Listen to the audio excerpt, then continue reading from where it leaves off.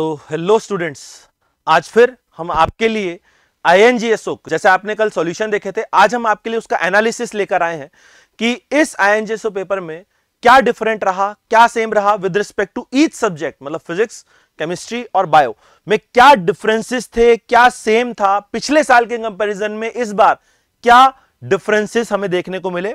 उसके बाद हम बात करेंगे हमारे ऑनगोइंग कोर्सेज में कि भैया क्या कोर्सेज हम प्लान कर रहे हैं, क्या कोर्सेज अभी चल रहे हैं, ताकि आप आगे के लिए इन फ्यूचर, मतलब अगर कोई स्टूडेंट इन फ्यूचर अगर NSEP या NSEC या IOQM की प्रिपरेशन करना चाहता है तो वो किस तरीके से अपनी प्रिपरेशन कर सकता है, तो वो सारी चीजें, सारे डिटेल्स आपको इस वीडियो में मिलने वाले हैं। तो सबसे पहले मैं स्टार्ट करता हूं INGSO analysis for physics. Physics में यार अगर मैं ओवरऑल एनालिसिस की बात कहूं तो पेपर थ्योरेटिकली बहुत अच्छा था, मतलब वहां पर मैथमेटिक्स पर ज्यादा फोकस ना करके फिजिक्स पर थोड़ा ज्यादा फोकस किया गया था। अगर हम पिछले साल के कंपैरिजन में बात कहें तो यार देखो, पिछले साल से ये पेपर काफी डिफरेंट था। मतलब INGSO में जो चीज देखने को मिली वो ये कि कहीं पर भी कोई सिमिलर पैटर्न नहीं है। जैसे किसी जगह पर आप चेक कीजिए तो 10 नंबर के क्वेश्चन पूछे गए हैं इस साल, तो पिछले साल उसका एक भी क्वेश्चन नहीं था। और पिछले साल जिन चैप्टर्स के बहुत मेजर क्वेश्चन थे, जैसे मान लीजिए करंट इलेक्ट्रिसिटी 11, तो इस साल उसका बहुत ज्यादा वेटेज नहीं था, 5 नंबर के क्वेश्चन, मतलब सिर्फ एक क्वेश्चन उसका पूछा गया। तो बहुत डिफरेंसेस हैं। मतलब ओवरऑल ये बात कहें तो INGSO जब किसी सब्जेक्ट या किसी टॉपिक को पकड़ता है तो भैया उसी टॉपिक्स के धनाधन क्वेश्चन पूछता है, और जिन टॉपिक्स को वो नहीं छूता तो फिर उसको वो छूता ही नहीं है। मतलब उसमें यूनिफॉर्म पैटर्न कोई भी नहीं है। जिसकी हम बात करें, जैसे इस साल आप देखो 0 0 0 0, काफी टॉपिक से 0 है जिनके पिछले साल 0 नहीं है। तो ओवरऑल आपको अगर फिजिक्स पढ़नी है तो भैया सभी टॉपिक्स पढ़ के जाने पड़ेंगे। मतलब फिजिक्स में हम ये बात कहें कि अगर मैं ये टॉपिक पढ़ लेता हूं तो मेरा INGSO क्लियर हो जाएगा, तो ऐसा अगले साल के लिए कोई फिक्स्ड नहीं है। अगले साल हो सकता है किसी और टॉपिक्स पर ज्यादा क्वेश्चंस आ जाएं, किन्हीं और टॉपिक्स पर कम क्वेश्चन आ जाएं। ठीक, तो INGSO के लिए तो यही एनालिसिस है कि आपको कंप्लीट फिजिक्स पढ़ के जानी पड़ेगी। You will have to go with complete physics. कोई रैंडम टॉपिक आप नहीं पढ़ सकते। आप देखिए 13 फ्लूइड में इस बार ज्यादा, मतलब फ्लूइड में आप खुद जानते हैं लास्ट क्वेश्चन जो था फ्लूइड का था, तो फ्लूइड में ज्यादा वेटेज है, पिछले साल कम वेटेज है। तो ये INGSO का पैटर्न रहेगा। ऑनगोइंग कोर्स की बात कहूं तो हमारा जो ऑनगोइंग कोर्स है, जो मेरा चल रहा है, वो है NSEP में मोहित सर, मैं और माहिका मैम, ये NSEP की प्रिपरेशन आपको करवा रहे हैं। ये कोर्स एक्चुअली पहले से थोड़ा स्टार्ट हो चुका है। इस कोर्स में अभी करंटली अगर मैं बात कहूं तो काइनेमेटिक्स 2D ऑनगोइंग है। तो if you want to join you can join soon, क्योंकि अगला जो टॉपिक है जैसे न्यूटन्स लॉज ऑफ मोशन, वो एकदम इंडिपेंडेंट टॉपिक है, तो वहां से आप बिल्कुल फ्रेश स्टार्ट कर सकते हो। वहां से आपको कंप्लीट NSEP की प्रिपरेशन मिलेगी फॉर 2024। ठीक, नेक्स्ट मैं रिक्वेस्ट करूंगा मैम से वो आपको आगे का समझाएं।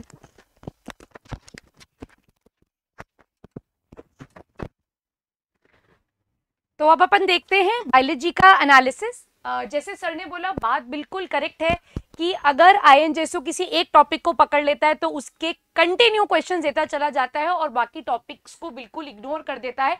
ऐसा सिमिलर पैटर्न हमको बायोलॉजी में भी देखने के लिए मिला। तो अगर बायोलॉजी के एनालिसिस को अपन देखें तो यहाँ पिछले साल एनिमल किंगडम से एक भी क्वेश्चन नहीं था और इस बार 3 नंबर के क्वेश्चन एनिमल किंगडम से पूछे गए।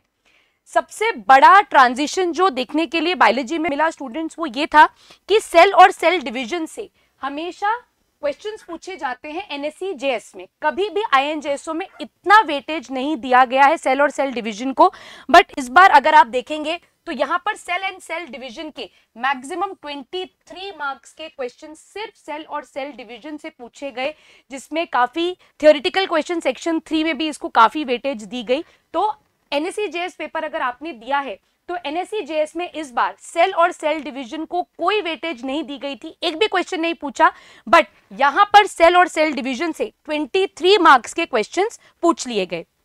लास्ट ईयर के पेपर को देखें तो वहां पर बायोटेक्नोलॉजी को काफी वेटेज थी, 8 मार्क्स के क्वेश्चंस थे, इकोलॉजी से 24 मार्क्स के क्वेश्चन थे, बट इस बार ना बायोटेक्नोलॉजी से कोई क्वेश्चन पूछा गया और ना इकोलॉजी से कोई क्वेश्चन पूछा गया।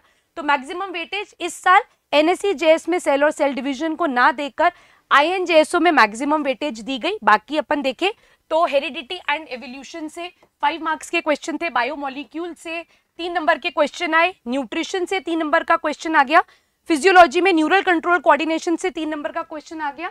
यहाँ पर NSE-JS में भी आपसे क्वेश्चन पूछा गया था न्यूरल कंट्रोल एंड कोऑर्डिनेशन का, तो यहाँ पर भी 3 नंबर के क्वेश्चन है। फोटोसिंथेसिस सब जानते हैं हाई वेटेज टॉपिक है। आईएनजेएसओ प्रीवियस इयर्स में फोटोसिंथेसिस से काफी क्वेश्चंस पूछ चुका है। लास्ट ईयर क्वेश्चन नहीं पूछा, बट इस बार 5 नंबर के क्वेश्चन फोटोसिंथेसिस से पूछे गए। Reproduction in humans last year एक भी क्वेश्चन नहीं था, इस बार 3 नंबर का एक क्वेश्चन था। ट्रांसपोर्टेशन इन प्लांट्स का एक भी क्वेश्चन नहीं था इस बार। Microorganism in human welfare last year 13 marks के क्वेश्चन थे, हाई वेटेज था लास्ट ईयर, और इस साल एक भी क्वेश्चन पूछा नहीं गया। तो पेपर पैटर्न बिल्कुल ही चेंज हो गया। आईएनजेएसओ के पेपर को अगर मैं एनएससीजेएस से कंपेयर करूं इस साल का, तो बायोलॉजी आईएनजेएसओ रिलेटिवली मुझे ज्यादा इजी, अप्रोचेबल और प्रैक्टिकल लगी as compare to NSEJS. Last year के आईएनजेएसओ से कंपेयर करूं तो ये साल का पेपर बायोलॉजी में स्पेसिफिकली इजी था। डेफिनेटली ऐसा नहीं हो सकता कि कोई ट्विस्ट एंड टर्न ना हो, तो किसी क्वेश्चन के 1-2 पार्ट्स में थोड़ा लॉजिकल एप्लीकेशन था, बट मेजर पेपर जो था वो स्ट्रेट पूछा गया था। तो ये बायोलॉजी का एनालिसिस है। इसके बाद एक बार देखते हैं अपन केमिस्ट्री का एनालिसिस। तो यहाँ पर इस साल मैक्सिमम वेटेज जो है वो मोल कंसेप्ट को दी गई है। यहाँ पर 35 मार्क्स के क्वेश्चन पूछे गए। लास्ट ईयर से अगर इसे कंपेयर करूं तो last year carbon ionics compound and equivalent concept पर मैक्सिमम क्वेश्चन पूछे गए थे। लास्ट ईयर मोल कंसेप्ट से सिर्फ 5 मार्क्स के क्वेश्चन पूछे हुए थे। तो यहाँ पर भी चेंज हो गया पैटर्न। लास्ट ईयर जिन टॉपिक्स को हाई वेटेज थी, यहाँ पर इस साल उनकी वेटेज रिड्यूस हो गई। इनफैक्ट कार्बन आयनिक्स कंपाउंड का कोई क्वेश्चन ही नहीं है। इलेक्ट्रोकेमिस्ट्री से 3 मार्क्स है, एनवायरमेंटल केमिस्ट्री से 3 नंबर, रिडॉक्स रिएक्शन से 9 मार्क्स के क्वेश्चन पूछे गए, लास्ट ईयर भी पूछा गया था। बायोमोलिक्यूल से 5 मार्क्स के क्वेश्चन, आयनिक इक्विलिब्रियम से 5 मार्क्स के क्वेश्चन है, जिसका मैक्सिमम वेटेज था लास्ट ईयर। इक्विवेलेंट कंसेप्ट का मैक्सिमम वेटेज था लास्ट ईयर, और इस साल सिर्फ 5 मार्क्स के क्वेश्चन यहाँ पर पूछे गए। गैसियस स्टेट 6 मार्क्स के क्वेश्चन। तो ये आपका केमिस्ट्री का एनालिसिस रहा।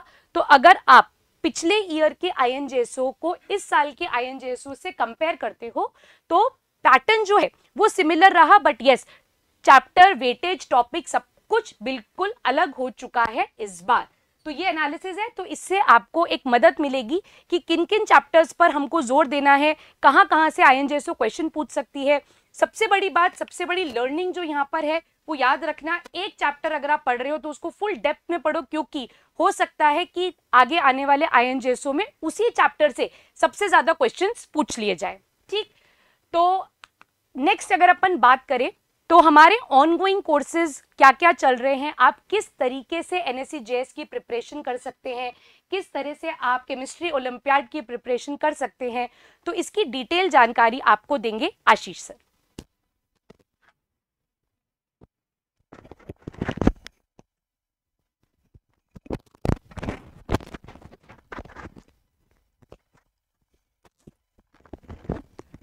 देखिए, आप सब लोगों ने कल आईएनजेएसओ के सॉल्यूशंस देखे और आज हम लोग उसका एनालिसिस लेकर आए थे, जिसमें पुनीत सर ने स्टार्ट किया। पुनीत सर ने कंप्लीट फिजिक्स में आप लोगों को पैटर्न समझाया कि लास्ट ईयर किस तरीके से क्वेश्चंस पूछे थे और इस बार कौन से टॉपिक से क्वेश्चन पूछे हैं। तो आप लोगों को आगे की जर्नी को कंटिन्यू रखने के लिए जो स्टूडेंट्स फिजिक्स में इंटरेस्ट रखते हैं उनके लिए हम लोग ऑलरेडी कोर्स स्टार्ट कर चुके हैं। तो आपको फिजिक्स में इंटरेस्ट है या फिर केमिस्ट्री में आपको बहुत इंटरेस्ट है तो हम ऑलरेडी कोर्सेज स्टार्ट कर चुके हैं। देन मैं आपको जूनियर यानी ओलंपियाड्स के लिए भी बात करूंगा, या फिर मैं एक बात करूं जो ऑलरेडी आईएनजेएसओ दे चुके हैं, या तो उनको एनएससी स्टार्ट कर देना चाहिए या फिर एनएससी स्टार्ट कर देना चाहिए, जिसके बारे में अभी पुनीत सर ने आप लोगों के साथ बात किया था। देन देखिए, एनएससी के लिए ऑलरेडी कोर्स स्टार्ट हो चुका है, सेम एज इट इज। जिन बच्चों का इंटरेस्ट है एनएससी में, देन यानी केमिस्ट्री आपको बहुत अच्छी लगती है, तो एनएससी के लिए आपको स्टार्ट कर देना चाहिए। हम ऑलरेडी कोर्स स्टार्ट कर चुके हैं। देन कुछ स्टूडेंट्स चाहते हैं कि जो हमारे साथ नए जुड़े हैं, या फिर मैं ये कहूँ कि जिनकी नेक्स्ट ईयर एलिजिबिलिटी है एनएससीजेएस देने की, और या फिर उनके कलीग्स जो है वो जुड़ना चाहते हैं, देन एनएससीजेएस का ऑलरेडी हम लोग टारगेट बैच स्टार्ट कर चुके हैं। देखिए, एनालिसिस वीडियो लाने का एक पर्पस है जिससे कि आप लोगों को ये समझ में आ सके कि आप लोगों के एग्जाम का लेवल क्या है। आप एनएससीजेएस के लिए तैयारी करते हो तो आप लोगों को अपना लेवल इंक्रीज करना है, किसी भी टॉपिक को मिस नहीं करना, क्योंकि किसी भी चैप्टर को आप मिस करते हो तो वहां से अगर क्वेश्चन आएगा तो आप लोग देखोगे कि मेजॉरिटी क्वेश्चंस किसी पर्टिकुलर चैप्टर से ही पूछ लिए गए, तो आप किसी भी चैप्टर को मिस नहीं कर सकते, इसलिए हमारा एनालिसिस वीडियो हम लोग लेकर आए हैं। देन एनएससी जीएस के लिए ऑलरेडी हम लोग दिसंबर में ही बैच स्टार्ट कर चुके हैं, मैं अभी इसकी डिटेल आप लोगों को दे दूंगा। एनएससी पी हमारा स्टार्ट हो चुका है, एनएससी सी स्टार्ट हो चुका है, और इसके अलावा एक कोर्स की और मैं आप लोगों के साथ बात करना चाहूंगा, दैट इज IUKM। इसके लिए ऑलरेडी हमारे बैचेस स्टार्ट हो चुके हैं इसके काफी सारे नोटिफिकेशंस आप लोगों को मिले हैं। देन और भी इसके बारे में फर्दर आपको इन्फॉर्मेशन चाहिए तो मैं आपको बताता हूं कि कैसे आप उस इन्फॉर्मेशन को एक्सेस कर सकते हो।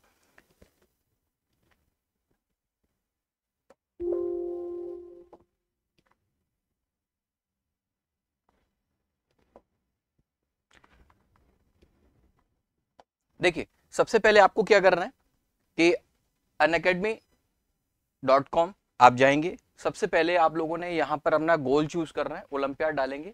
यहाँ गोल चूज करने के बाद यदि आप लोग यहाँ जितने भी ऑनगोइंग कोर्सेस हैं ब्राउज सेक्शन पर आप क्लिक करेंगे तो यहाँ जितने भी कोर्सेज आप लोगों के लिए ऑनगोइंग है, जैसे कि मैं बात करूं एनएससी पी के लिए ऑलरेडी कोर्सेज चल रहा है, एनएससी सी के लिए कोर्सेज चल रहे हैं। देन वहीं हम लोग IUKM की बात करें तो IUKM की क्लासेस ऑलरेडी आप लोगों के लिए चल रही हैं। वहीं एनएससी पी के लिए ऑलरेडी मैंने बात किया था, पुनीत सर भी इसके बारे में आपको बता चुके हैं। एनएससी जीएस की ऑलरेडी क्लासेस 21 ऑफ दिसंबर को हम लोग स्टार्ट कर चुके हैं। हमारा कोर्स काफ़ी आगे जा चुका है, लेकिन जो बच्चे अभी रिसेंटली ज्वाइन करना चाहते हैं तो मैं आप लोगों को कहूँगा कि आप अभी जाकर ज्वाइन करिए, और अभी क्लास फ्रीक्वेंसी हम लोगों ने कम रखी है जिससे कि आप लोग अपने ऑनगोइंग क्लासेस को भी देख सको और जो आपका अभी तक का बैकलॉग है उसको भी कवर कर पाओगे। यानी कि हम लोग अभी फर्दर नए चैप्टर से स्टार्ट कर रहे हैं। देन आपको कोई भी किसी भी तरीके की प्रॉब्लम नहीं होगी। देन आपको सारे कोर्सेज की डिटेल आप लोग इस तरीके से एक्सेस कर पाएंगे। वहीं एनएससी जीएस की बात करूं तो इसमें फुल डिटेल आप लोगों को कोर्सेज मिल जाएंगे। सारे सब्जेक्ट्स का हम लोग स्टार्ट कर चुके हैं, यानी कि फिजिक्स, केमिस्ट्री एंड बायोलॉजी। वहीं आप लोग इसके लिए आपको अपना मोबाइल नंबर यहाँ से आप लोग लॉगिन करेंगे, कुछ डिटेल्स आप लोगों की मांगी जाएंगी, वो डिटेल्स आपको फिल करनी है। देन इसका कुछ फी है जिसको आपको पे करके आप लोग सब्सक्राइब कर सकते हो।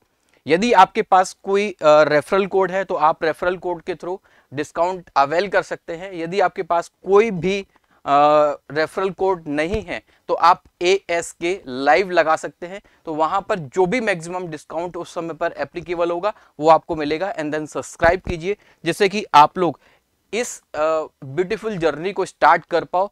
आप लोगों को यहाँ से बहुत कुछ सीखने के लिए मिलेगा जो आपकी लाइफ में बहुत आपके लिए हेल्पफुल होगा। Thank you so much, let's crack it.